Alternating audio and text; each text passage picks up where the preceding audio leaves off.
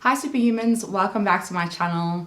I'm really glad that you came here to watch this video today because I've been thinking about this for a while and I just sort of put some notes together before this video, so if I'm looking down then it's to read what I've got typed on my phone. But this is something that I've been thinking about for a very long time, which is how to identify the people who are meant to be in your tribe. How to find your tribe. I'm not sure if I'll keep that title because some part of it is a little bit squirmish to me. It's a little bit cringy, the word tribe in certain senses, but that's also been my conditioning in my introduction with the word. And even though I think words are very important, I don't think that there's any value in holding on to words beyond trying to find out the meaning behind them. So we'll see what the title of the video is, but essentially I'm trying to speak about, discover, find how to identify the people that you're meant to have in your lives and to hold on to. I do believe that people come into your lives and they go to teach you lessons and to help you find your purpose in this world, and it doesn't always mean that you should keep them around. But now I'm interested in figuring out who are those people that you should be keeping around. So let's see how we go. So the first thing that I think that you should pay attention to is how you felt the moment that you met them. And this again is an interesting one because there are people who I met and on first encounter I was like, I'm not sure how I feel about this person. And then I grew to absolutely adore them and love them. But generally the people who I met and had a distinctly negative feeling about, I often have grown to become close to them because they usually have a very powerful, polarizing, distinct perspective that pulls you in because of that leadership quality.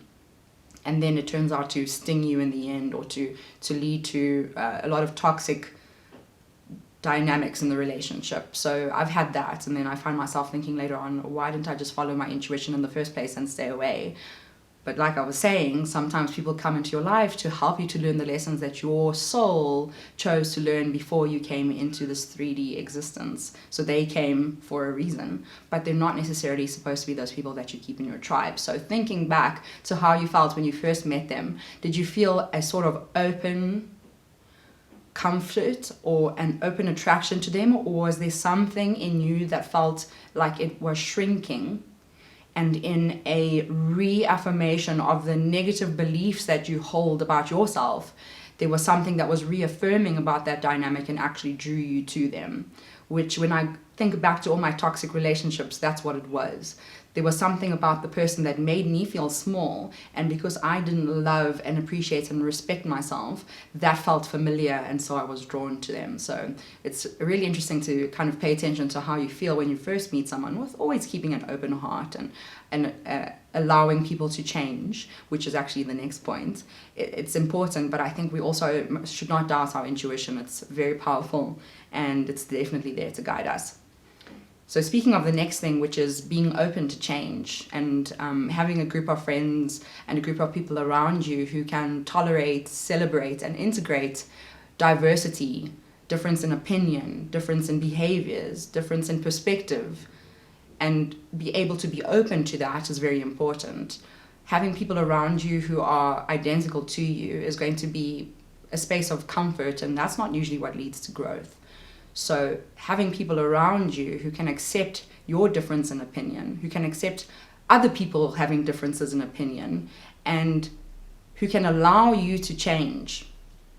And this is a very interesting one because when I was writing down these notes, I actually started thinking in the end, to what extent am I upholding these things? And this is something that I actually have struggled with. I think I have sometimes been a little bit intolerant of the people around me changing.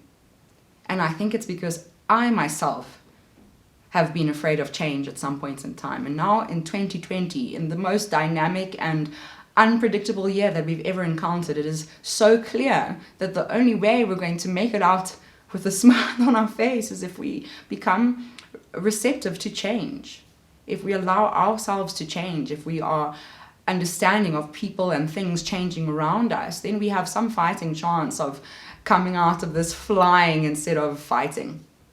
I like that expression. My friend used it over the term that she wants to go into 2021 flying and not fighting. So I've been trying to hold on to that. And in general, looking for people who are comfortable with you speaking about the shadows of yourself, who are comfortable with you being able to be vulnerable about the things that you know that you need to work on, even if it's ugly. As much as many of us don't want to admit, sometimes there is a deep conditioned seed of racism in us that we may not even feel consciously, but it's there. Sometimes we have sexism in us. Sometimes we have an element of homophobia, and it's not because we necessarily chose it, although I do believe that on some level we did. Oh boy, I didn't realize my phone was on. I'm just going to put it onto silent. I'll call you back, my friend.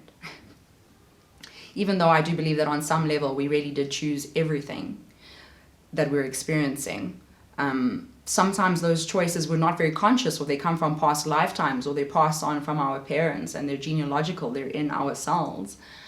It's important to acknowledge that we do have these prejudices, that fundamentally none of us actually has access to the truth, because we are all blinded, or we have blind spots that are part of our perspective, that came from our conditioning, that is a part of being a human being. We are fallible by nature.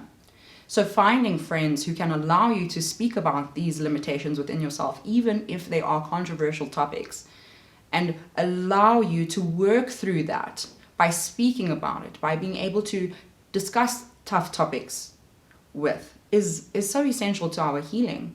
I really do think that we as humans can do so much healing by communicating what we're feeling. Ooh, yes. So that's a really powerful one. Another thing that I think that you need to look out for is the extent to which people are willing to work on themselves. I almost forgot what I was going to say there. That was quite obvious, wasn't it? I knew I should have written out the notes, but they're here. It's just that they're a lot over here on the phone, so I'll look at it more regularly. This is already my second time trying to film this video. So I think it's important to find people who are equally trying to work on themselves. If you are someone who's comfortable with speaking about the shadows of your soul, and you are willing to embrace diversity and differences in opinion, then that means that you are committed to working on yourself. And there's more aspects to that as well. And being around people who are equally as committed to being the best version of themselves is very important. And that means them being vulnerable to showing the shadows of themselves too. I don't think it's good to be walking around all the time pretending that life is perfect. I do think that there is so much that's beautiful and amazing, and I definitely think having a love-based, love-emphasized approach to living is going to lead to the best result. But there is a dark side, and we cannot ignore it. This is a polar universe, and if you want to find out a little bit more about that, then I will add the link to my last video, which was on the dual nature of life, down below for you to check out, because I find the topic very interesting, thinking about the binary, polarized nature of our universe. Being around people who are willing to discuss those dark topics, who are willing to understand and recognize the darkness within themselves. I think almost every human being here on earth, even those that are close to being enlightened, and we've had many such messengers like that in our world, even they, because they exist in this universe, have some elements of darkness within them. Being around people who are willing to recognize that in themselves, being able to recognize that in the world, it really does foster a sense of healing, which means that we will get to be the best version of ourselves sooner than if we walk around pretending that life is perfect and that everything is great. And it's just not practical, and that way we'll be hiding a certain part of ourselves that is there whether we want to acknowledge it or not, and that's not how we necessarily lead to being the best version of ourselves the soonest. Another way to find out who your tribe is is to figure out how they would be around you if you didn't have the material things that you do.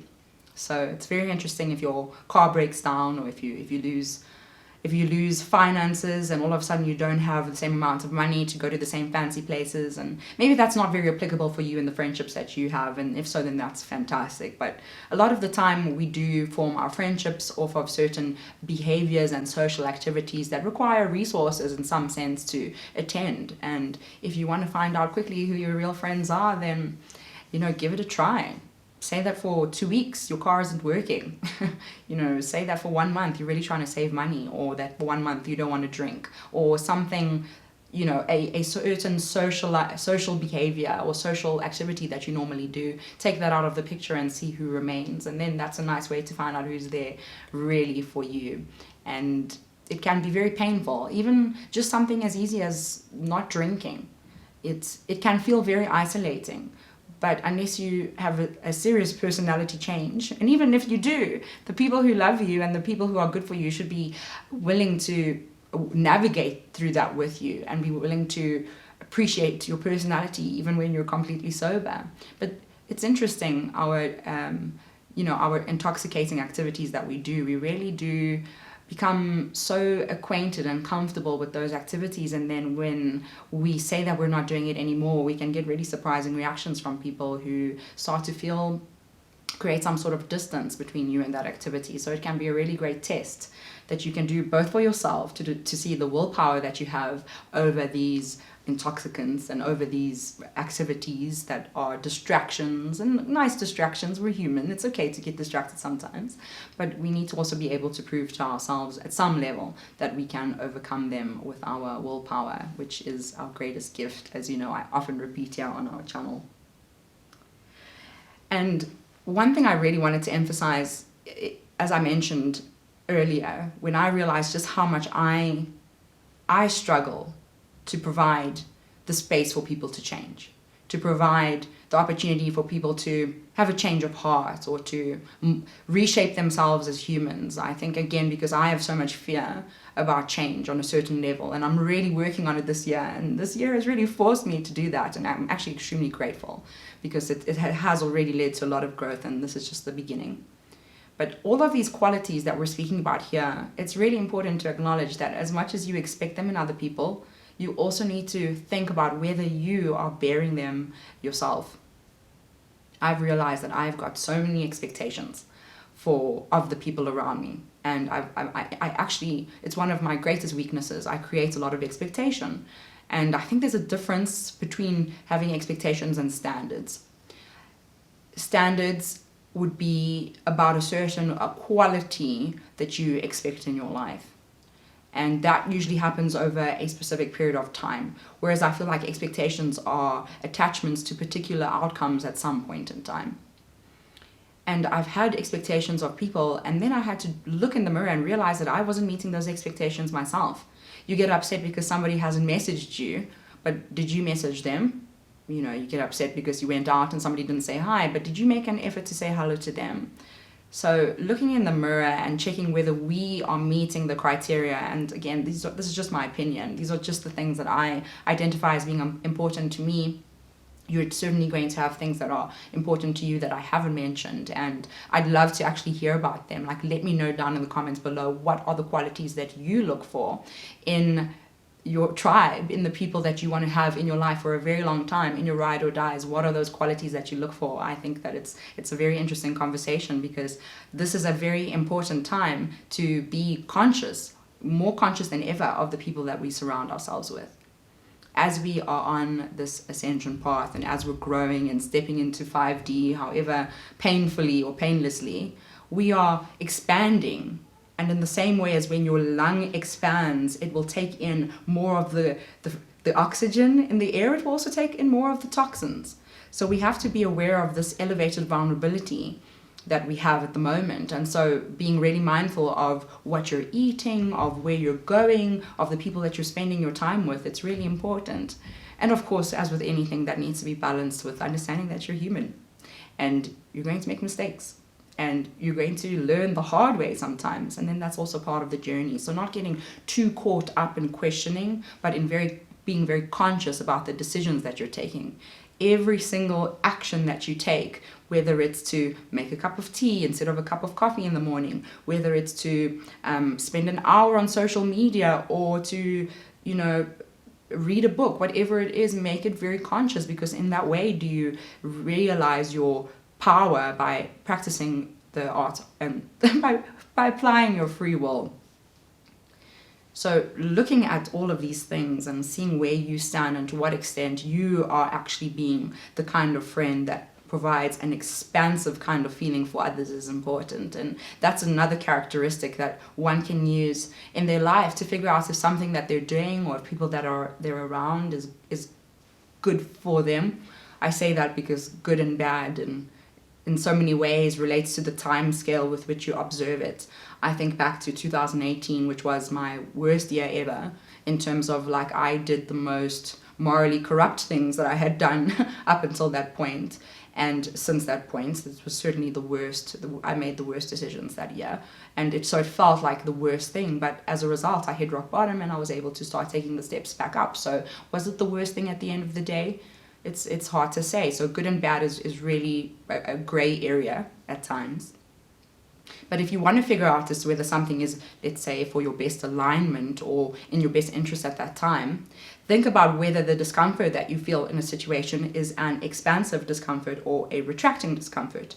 And similarly, when you are with people that you're spending time with, when we are growing, we normally are in a space of discomfort. We normally have to challenge ourselves and to constantly shift our paradigm, and there are growing pains that are involved with that. So it doesn't mean that just because you're uncomfortable that something is not good for you. But does it have an expansive feeling or a retracting feeling? And again, it comes to something similar to when you meet somebody and you feel something that makes you feel small and fear related versus excitement and opportunity related. And there's a subtlety to there, but again, it comes with tapping into your intuition and really knowing yourself and paying attention in every moment to what you're feeling. Because, for example, I'm feeling very anxious today. And for me, I think that anxiety points to something that's not sitting perfectly well with us. So I'm trying to figure that out. I'm trying to figure out what it is that's not sitting right with me. And I actually have some sort of a feeling. And I think it's because I seek validation from other people. I sent quite a few messages over the weekend to friends and people who I'd seen, and I haven't heard a response from a lot of them. And so I've been really trying to practice the 4 agreements. If you guys haven't read the book, it's really fantastic. I'm going to make a separate video on that alone because I think it's so powerful and so potent. But I've been really trying to practice the art of not making assumptions, for example, and not taking anything personally, which are 2 of the 4 agreements. And it's hard. I seek the validation of others, and I don't give myself enough of that validation. And that's actually a caution that I want to give you as you try to find who your tribe is. Do not make a decision about whether somebody is for you or not for you because they do not validate you and they do not validate your decisions. Only you should be the one to give the ultimate validation for whether something is good for you or not. Think about the people who are in your tribe and in your close circle as reliable data sources, right? When you do a postgraduate degree, you have to read all these pieces of information and then figure out what's relevant to your topic. There's so much that's interesting, but not all of it is relevant to your topic. And sometimes the people who love you the most want to keep you safe. But being safe is not what you came here to do. You came here to grow. And so sometimes it means respectfully taking that decision, that opinion from your mother or from your best friend or from your boyfriend, and taking it in and understanding where they're coming from, but then choosing to go ultimately with what your intuition is telling you that you should do. Maybe you think that you should leave your 9-to-5 job where you're getting a good salary, but you are miserable because the people around you just are very close-minded and you feel like you came here to do something else. Maybe you want to start a spiritual business. Maybe you want to do a Reiki school. And when you tell people that, they are telling you not to do it, you'll be so unsafe, look at your nice life, but you are being pulled to it strongly. This is your life. And when you are on your deathbed, it will be only you and your emotions that you'll be left to sit there with. And that's when you'll feel regret. And I really want us to be so much more conscious with every decision that we make and to practice the application of our free will. That really is our power. Make decisions consciously when it comes to the people that you keep around you and when it comes to the things that you do. And determine the criteria that you'll use to validate yourself. Are you trying your best? Are you trying to be a better person every day? Are you extending the same amount of forgiveness and love to others that you want in return? If so, I think that you're doing okay. And I think that you can give yourself a pat on the back. And I'm saying these things, and as I'm saying them, I'm laughing because I know that I'm having a very anxious day today, and I'm not necessarily doing these things because it's difficult. But nobody said that life would be easy, but it's still very beautiful. So thank you everybody for watching this video. I hope that you found it interesting, and I hope that there was something in it that resonated with you. And if there was something like that, then please share this video, subscribe to the channel if you haven't already. I can see that there are many people who watch these videos and don't subscribe. So if there's a part that resonates with you, or if you want to like the video or give a comment, your feedback also really means a lot to me. That's a great way that you can show support for the time that I put into making these videos. Thank you so much for taking the time to watch until this point, and wherever you are, remember to love yourself and to breathe. You're doing just fine, and you're here because you are meant to be here. I love you all very much, and I'll see you in the next video. Goodbye.